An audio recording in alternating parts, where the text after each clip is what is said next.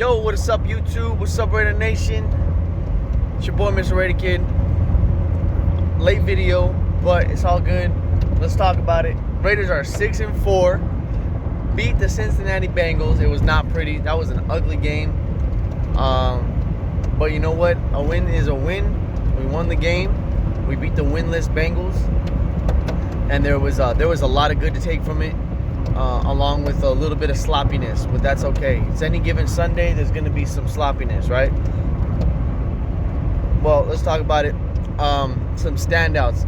I won't go over the whole game. I'll talk about the biggest moments and like the biggest standouts, since it's been a couple days now, and I want to talk about some other things. But Maxx Crosby, 4 sacks, 3 tackles for loss, 1 forced fumble. Man, what a machine he was. And man, I didn't get to watch the game in real time. We recorded it, and I had to go back and watch it because we were actually in Vegas. So we came back, and we're about 3 hours or two hours behind from the real time. So luckily, I didn't know anything that took place. We just resumed right in there, and I'm glad I didn't, because Maxx Crosby went off, man.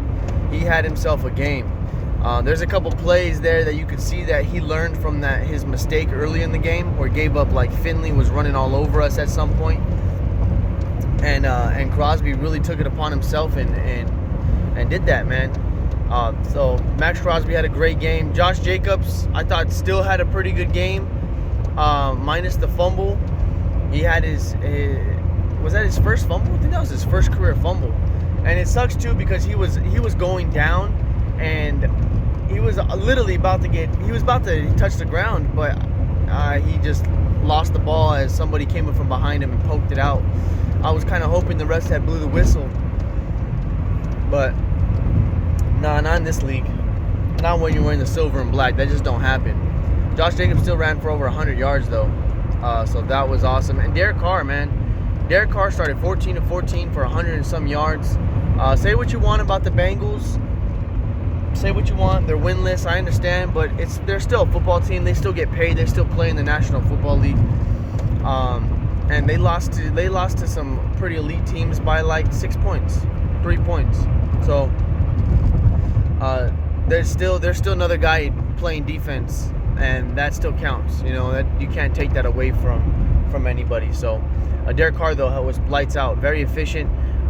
And I don't want to hear nothing about dink and dunk, because, man, we were opening up the playbook a lot this game, and Carr was finding Tyrell Williams, finding Hunter Renfrow for 20-plus yards, Darren Waller 20-plus yards.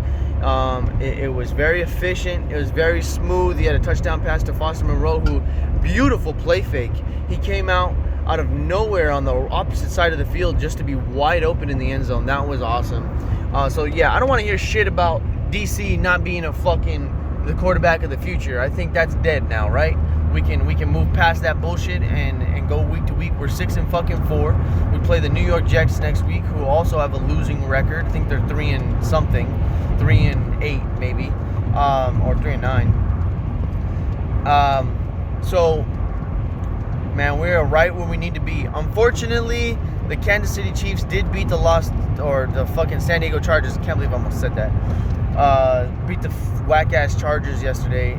Phillip Rivers is garbage, man. He's done. He had a chance to tie the game up, and he threw a pick. So, again, back-to-back weeks. Go figure. So we're now a game behind Kansas City. They have a bye week next week. So, simply, we need to just handle our business against the Jets, and we go into the Kansas City game, which was flexed from a 10 a.m. start to a 1:25 or 4:25 Eastern time start. So it is a 1 o'clock afternoon game, which is great. That probably means we're getting put on national TV. Not national TV, but, put on TV for the second half of the games, for the doubleheaders. And it also means, so if we beat the Jets, like we should go into New York, we should handle our own business. Then we have the AFC. It's essentially the AFC West title game again. And we've been in this position before, back in 2016, and we lost. This is our chance. Again, we're getting an opportunity to win the division and have to beat a beatable Kansas City team. This team is beatable. We started off very hot against them the first time we played them. and made a lot of mistakes throughout the rest of the game. This time around, we need to go in there and not make any mistakes. And it's going to be tough. And they're not a good team at home. They have not won that many games at home. So they've only won like 2 or 3 games at home. And I think they have a losing record at home, I should say. That's 2 weeks away, though. We got the Jets next week. Something that didn't look good, though, honestly, was our offensive line. Man, I don't know if Cincinnati's defensive front was just that good, but either way, we were getting thrown around like crazy. Penalties, holdings. Carr got sacked at least 3 times this game. And luckily, he didn't fumble on one of them, because that was going to be very, very bad. But yeah, our offensive line did not look sharp. They were getting beat all around. They were getting manhandled pretty much. So the Jets next week have, I think, the best rush defense in the league, despite the fact that they suck. So something to look out for, something to think about. Hopefully the offensive line gets, that was just this last week, and next week will be different, because we're going to need them to play New York and get the run game going with Josh Jacobs, who was still great. And then Trayvon Mullen, man. Trayvon fucking Mullen. He gets his first pick. He almost had one earlier in the game, and he dropped it. It fell right in his hands, and he dropped that shit. And finally, at the end of the game there, Finley throws a pick, and he gets him.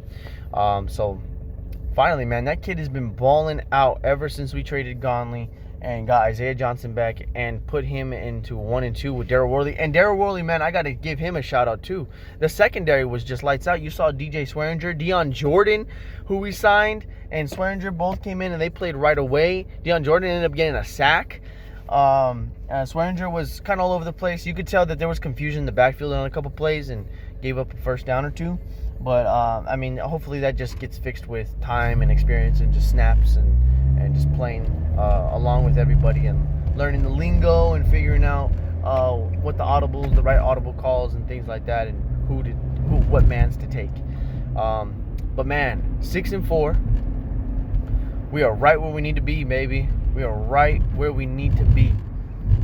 This is really good for us. Like I said, we control our destiny going forward. This is all on us. Nobody else.